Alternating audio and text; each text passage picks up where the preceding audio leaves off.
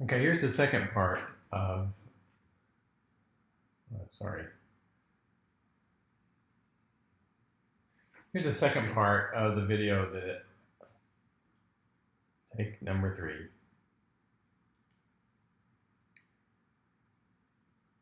Here's a second part video on information theory. In the first part, we ended up with a discussion of the bandwidth problem, where we know it takes a certain bandwidth to represent a signal. If we digitize it and just transmit it using sort of the naive methods that would have existed back in the early days of communications, it would have required a bandwidth expansion. We would have needed 64 kilohertz of spectral bandwidth in the channel to support baseband transmission of something like speech. Okay, so that was the problem setup. And the next thing I wanted to tell you about is that sometimes it pays simply to know what's possible, what can be done. And I have a pretty cool story about that that illustrates this point. It turns out that there's a period of time where I would take my family to Colorado every summer, and I'd do a little research at Colorado State University. I did some work in audiology with an audiologist and work in signal processing problems that help solve some central auditory processing disorder problems. Anyway, because we went up to Colorado, we would take a pop-up camper. Remember, we weren't there for that long at a time, 3 weeks to 6 weeks at a time. We would take a pop-up camper and we would go to this campground, and the campground had bathrooms and showers and all that sort of thing, but we would sleep in our pop-up camper. So imagine this family of 5 doing that. Well, every year we went to the same campground, and so we knew something about the bathrooms. And one particular summer, we rolled in really late at night and we needed to use the bathrooms. We go to the bathrooms and we encounter a lock system like this. We'd seen this lock system before, but they'd changed the code from the previous summer. And so it was late at night and we were like, well, what are we going to do for a bathroom? We were all tired, didn't want to travel down the road to find a new bathroom. And so the funny thing about it is, at the time I was teaching a course. I just finished teaching a course where we were talking about permutations and combinations, those sorts of things. And I look at this lock and I see that that's really a permutation problem, right? I knew, because I'd stayed at this campground before, I knew that the code was 3 digits long. I don't know if you've ever encountered this type of lock. You press the button stays pressed, so you can't use a digit twice. All right, that's perfect setup for a permutation problem. So I knew the formula just right off the bat that this is 5 possibilities. I knew the code was 3 digits long, and I did the math, and it turns out there's 60 possibilities on this lock. And I thought, 60? That's not that many. Let me just get started. And I started punching through these in a systematic way, and the lock opened on like the 6th try. And so it was really cool. My oldest son looked at me like, wow, Dad, you're a genius. And so you see my point. If I had thought that it was 10,000 combinations, we would have probably packed up and looked for a bathroom somewhere else. But looking at this particular lock, I knew this could be done, and within just a few minutes we solved the problem. So this is essentially what Shannon did with source coding and information theory. He proved the existence of codes and ways of channel coding and source coding to guarantee that we could solve this bandwidth problem. We might need fancier computers, faster computers, those kind of things to actually get it done. But there was no underlying obstacles in terms of the physical constraints of systems that were stopping us. All right, so we could get essentially error-free communications through noisy channels if we're willing to accept enough coding overhead and dedicate enough bandwidth to it. We can solve these problems.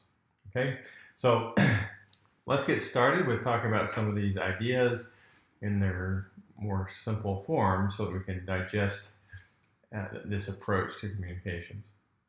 Okay, so it turns out when you're developing the ideas of information, Shannon's insight was that you could use predictability, or the converse of predictability is surprise. You know, if you're surprised something happens, it was because it was not predictable. All right, so Shannon used event probabilities. Events, he took those to mean messages, all right? So message probabilities to form a measure of information. Okay, so I wanted to come up with an example of that. So one obvious example that's used in lots of discussions about information theory is to come up with something where, look, it rains in the Sahara Desert. We know that seldom rains in the Sahara Desert, so this event is a big surprise. It was not predictable. All right, on the other hand, if it rains in Seattle, yeah, you kind of expect rain in Seattle, and so it's not as big of a surprise, and you could argue there's not as much information in that event. All right, so that's one of the fundamental ideas, that information is tied to smaller probabilities. Rarer events have more information. Okay, all right, so the next thing I have worked out here is a system that you get to observe, and here's a heads up on what you're looking for. I'm going to be sending information, or not information, I'm going to be sending an alphabet through this system from one side to the other. So you'll see these letters float across. There's only going to be 4 letters, A, B, C, and D. And what I want you to think about is which system is the most predictable. So by predictability, I would mean which letter do you think you're going to see next? And then, you know, assess internally what your surprise level is on how that works out. Okay, so let's get started. I'm about to press the button, and we're going to see letters float by on system 1. So here goes.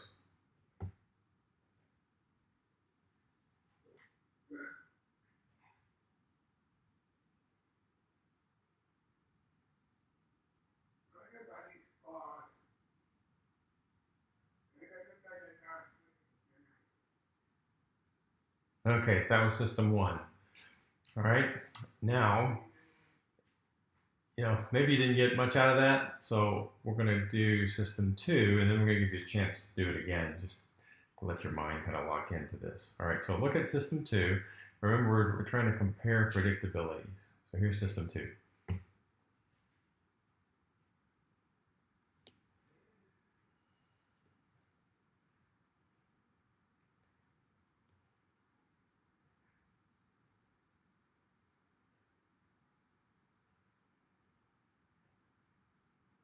All right, so that gave you a first pass at that. What I want to do next is go back a slide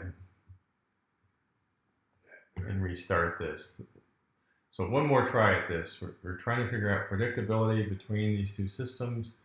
And so I'm looking at this, and what I'm hoping you notice is on system 1, wow, there sure seems to be a lot of A's, all right? If you were going to guess which letter was coming out, my guess would be A, right? On system 2, however, it's a little harder. You see a couple of B's in a row, but then there's a mix. You don't see nearly as many A's. So you get some intuition about what's going to be next, and hopefully the conclusion you reach is that system 2 is not as predictable as system 1. Okay, so with that in mind, let's move on and let's look at how those two sequences of events were determined. The model I had for that was I used a random number generator, and I pulled those letters according to this probability assignment. So I'm looking at this. 75% of the time on system 1, I'm assigning letter A. Letter B is 15%, and you probably noticed you saw a few letter B's. But C's and D's on System 1 were relatively rare. Okay? System 2, on the other hand, all the letters received equal probability. All right? So that doesn't mean you don't send a couple of things in a row. Remember we saw a couple of B's showing up in a row coming out of System 2, but that's just how the probabilities fall. If you have an independent trial and you have a quarter of a chance of each of these letters, there's going to be times when you get several letters in a row. Okay, so that's the setup. This is a simple system. We're looking at comparing information, all right? So it turns out that the way Shannon defined information was he took the minus sign is because logs of fractions are negative. So put the minus sign in there, minus a negative number gives you a positive number, and you take the log of those probabilities. Now this is log base 2, all right? So to get log base 2 from your calculator, for example, you would just take the natural log of p of x and then divide by the natural log of 2, and you get that number, okay? So remember what I told you, rarer events should carry more information. So if I take the log of 0.75, I get this number, 0.415, and it turns out this is measured in what Shannon defines as bits, okay? So 0.415 bits of information with that transmission of the letter A.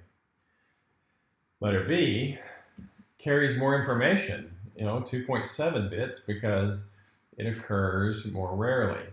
And then letters C and D, of course, they carry the most information at all. All right? So from there, Shannon defined the entropy. Remember entropy? If you had thermodynamics, I don't think that's required anymore, so maybe you don't know about that. But entropy in thermodynamics is a measure of the disorder of a system. Okay, so if you have a higher entropy, there's more disorder. All right, so in this case, you calculate the average, right? So when calculating the average, you take I of A, so in this case, I of A is 0.415, and you multiply by the probability that A occurs, which of course is 0.75. So 0.415 times 0.75 plus the same thing you get from the information component from B, 2.737 times the probability that B occurs, 0.15, plus 4.322 times 0.05, plus 4.322 times 0.05. So it's value times the probability. You add all those up, and you get the expected information content for this source alphabet. Okay, so in this particular case, this works out to 1.154 bits per symbol. All right, then in System 2, all the messages are equally likely. So in every case, the information content of each message is 2 bits. Okay, so we add up the expected value of 2 times 0.25 plus 2 times 0.25 plus 2 times 0.25. You do that 4 times, once for each symbol, and you get that it's 2 bits per symbol. Okay, so you establish the entropy of the source alphabet, and then from there, Shannon's source coding theorem says that the best code that you can have would have an average code word length given by the entropy of the source. Okay, so that's the theoretical limit of what the best you can have. All right. For System 2, I have an error here. In System 2,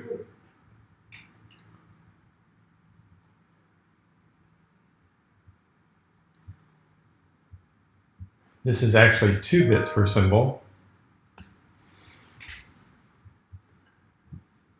Okay, and so in System 2, the best code that you can get on average is 2 bits per symbol. This code is really easy to produce for this case. For this case, it takes a little work to get to something closer to 1.154 bits per symbol. All right, so let's move forward with this example. Okay, let's say that in system 1, we're trying to get our average down a little bit. We know that the best code we can get is 1.154. What if we came up with this one? All right, this one, this is known as a prefix code because each code word is not a prefix, the front end, of any other code word. So if you start with a 1, okay, you know as soon as you get a 1 as the first sequence in the code, that character represents an A. All right. So let's say that I was transmitting a B. I would first transmit a 0. 0 is not equal to 1, so I know it's not an A. And then if I get a 1, all right, I can stop because this is terminated into a code word. This is not a prefix of any other code word. For example, 00 is a prefix of code D, but 00 is not a code word. All right, so that lets us decode this from a long string of zeros and ones. All right, so you get the idea here. We start to use a variable length code for each alphabet so that we get the average length down, okay? So in this case, we have a single bit multiplied by the probability of occurring. The probability of source letter A is 0.75, so 1 times 0.75. Probability of B is 0.15, that takes 2 bits to represent B. Probability of C and D are both 0.05, and each takes 3 bits. So it's 1.35 bits per symbol using this code. This code's a little more complicated because it's variable length, but because it's a prefix code, it will actually work, all right, and you can represent a source in that way. All right, for system 2, we know that we can stop because if we just take the usual, binary coding of 4 symbols, use 2 bits, the average is 2 bits per symbol, and that fits the source coding theorem from Shannon. You can't do better than the entropy of the source. All right, so this code is 100% efficient in that case. All right, and you might ask from this example here, well, how would I do any better than 1.35? Well, the answer is that you can extend the code. All right, so let's talk about that. There's 16 total words here. I'm only going to show 5 of them. What you do is you represent pairs of code words. So if I took code word A and added on all the possibilities after code word A, you would see AA, AB, AC, AD.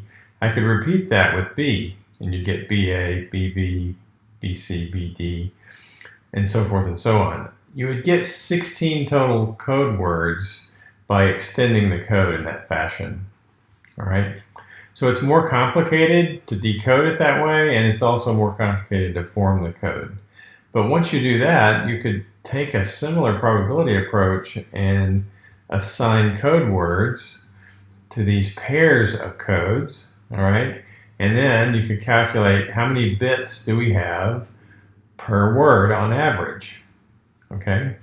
So I did that for this case. This is called Huffman coding. We're going to go over how to do that exactly. You can see that the combination DD should be much more rare than anything that has A's in it, right? And AA is fairly common because A has a probability of 0.75. So AA has a probability of 0.75 squared, still a significantly big probability. So we only allocate 1 bit for that common pair of source letters. Okay, so as I move down to something like DD, DD would be really rare because the probability of a D is 0.05, the probability of the next D is 0.05.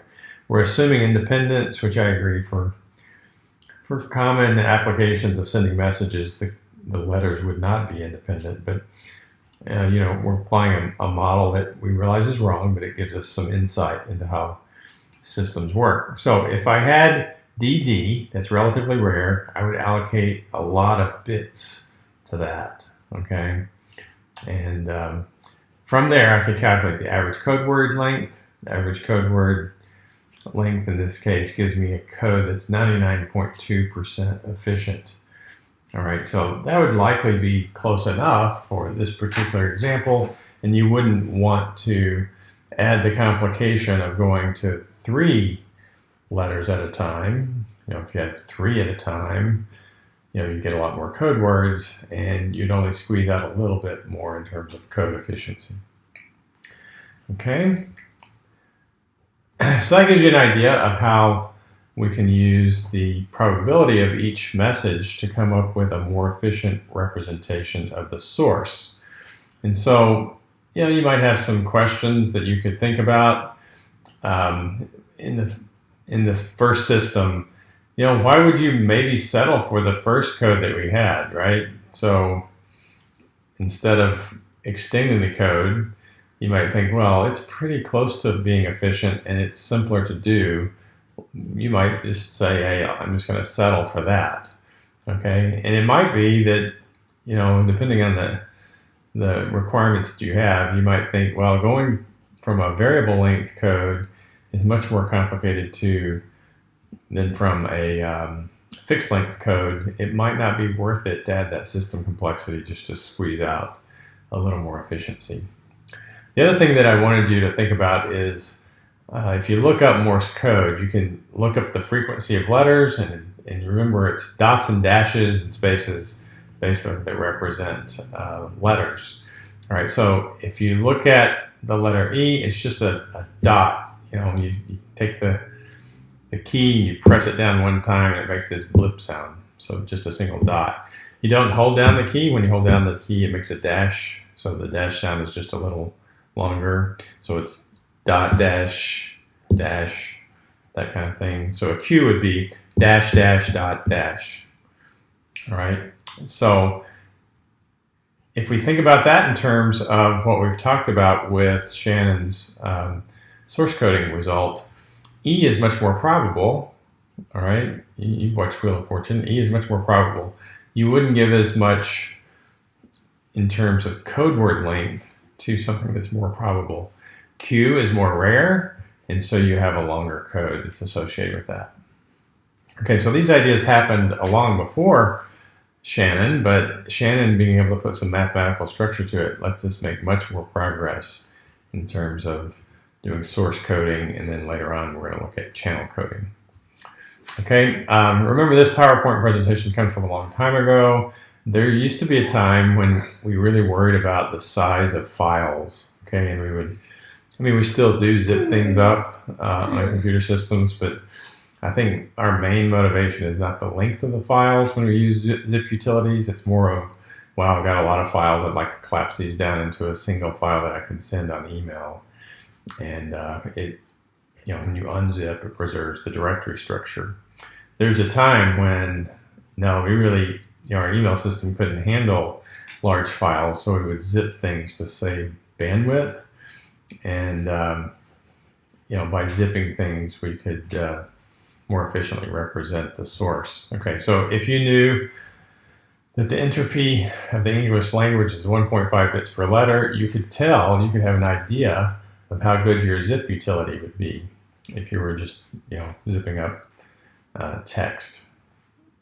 Okay, so that's it for part 2 of this PowerPoint that's introduced information theory. We're going to go into more of the details on how to calculate, for example, a Huffman code, and then we're also going to look at some channel coding material.